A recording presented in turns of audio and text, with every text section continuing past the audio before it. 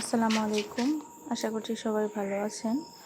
তো আমার এই ভিডিওটা রাত 3টে থেকে শুরু করা হয়েছিল।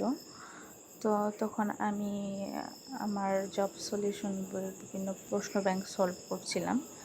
নিজের স্বপ্নটাই হচ্ছে সবার আগে, বাদ বাকি সব কিছুই পরে। তো পড়তে পড়তে সকাল হয়ে গিয়েছে। তো আমি সকালবেলা কিছু চিয়া সিড পানিতে ভিজিয়ে রেখেছিলাম সকালবেলা খাওয়ার জন্য। তো সমস্ত কাজকর্ম সেরে আবার আদনানকে নিয়ে স্কুলে চলে যাচ্ছি। এখানে শুধু আমার কথা চিন্তা করলেও হবে না, ছেলের দিকেও তাকাতে হবে, তাকেও মানুষের মতো মানুষ করতে হবে। তো আমি আদনানকে নিয়ে স্কুলে যাচ্ছি। তো স্কুলে যাওয়ার সময় খুব বেশি আমি ভিডিও ক্লিপ নেই না, কারণ রাস্তাঘাটে যেহেতু আদনানকে হাত ধরে নিয়ে যেতে হয়, সেই কারণে ফোন বের করে আবার ভিডিও করা, এটা আমি নিজে থেকেই পছন্দ করি না।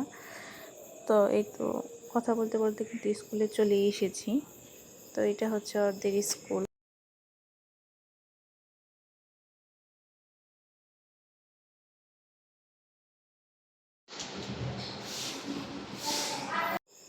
স্কুলে গিয়ে মাশাআল্লাহ আদনান দৌড়াদৌড়ি বেশি পারে না, খাতা কলম নিয়ে বসে পড়ে পড়াশোনা করার জন্য। তো এটা ওর নিজে থেকে আগ্রহ চলে এসেছে, সেটা আমার বলতেও হয় না।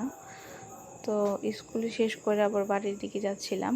বাড়িতে গিয়ে তো আবার রান্নাবান্না করতে হবে। এখানে আগের দিনের একটা মুরগি আমি ফ্রিজ থেকে বের করে নিলাম। এই মুরগিটা এখন বানিয়ে আদনানের জন্য রান্না করতে হবে। তো এটা কিন্তু বানানো হয়েও গিয়েছে। ভালো করে পরিষ্কার করে ধুয়ে তারপরে আমি সাধারণত ফ্রোজেন করি। আপনারা কে কীভাবে করেন সেটা আমি জানি না।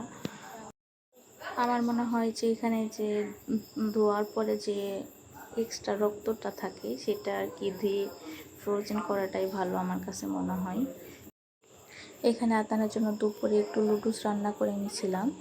আর ওকে দুপুরে খাওয়ানোর পর ওকে একটু হোমওয়ার্ক করতে দিয়েছিলাম, প্লাস আমি ওর সাথে পড়তেছিলাম। আর পড়াশোনা শেষ করে ওকে অবশ্যই কিছু নাস্তা দিতে হবে। ওর জন্য আমি এক্সট্রা করে ডিপ ফ্রিজে ফ্রোজেন করে রাখি এই সংসার পিঠাগুলো। মূলত ওর কারণেই বানানো, ঝাল কম দিয়ে বানাই, ও বেশি ঝাল খাইতে পারে না। এখানে আমি আবার রাতের জন্য রান্না বান্না করব। এই পর্যন্ত, সবাই ভালো থাকবেন, সুস্থ থাকবেন। আল্লাহ হাফেজ।